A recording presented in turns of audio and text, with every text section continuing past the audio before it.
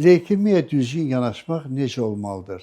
Əgər leykemiya diaqnozu qoyulubsa, artıq bunun müalicəsini aparmaq lazımdır. Yəni bunun müalicəsinə başlamaq lazımdır. Bəzən belə bir sual çıxır. Düzdür, son illərdə bu sual azalıb, amma əvvəllər çox verirdilər ki, leykemiya xəstəliyi sağalanma xəstəlikdir.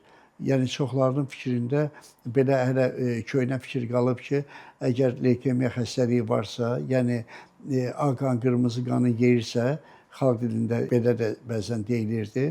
Deməli, bu insan ölümə məhkum olunub, yəni bu qısa bir vaxtdan sonra həyatdan köçməlidir. Xeyr, indi belə deyil. İndi yox, artıq neçə 10 illərdir dünyanın aparıcı ölkələrində, eləcə də Azərbaycanda son 20 ildə bu istiqamətdə görülən işlər leykemiya xəstəliyinin tam sağalmasına zəmanət yaradır. Əlbəttə, burada da var leykemiyanın hansı formasıdır, hansı yaşda rast gəlinir, sonra müxtəlif müayinələr var, genetik müayinələr, bu xəstəliyin yaranmasında hansı genetik mutasiyalar gedir və bunlara bağlı olaraq xəstəliyin müalicəsinə, sonra alınacaq nəticələrə proqnostik olaraq da yanaşma mümkündür.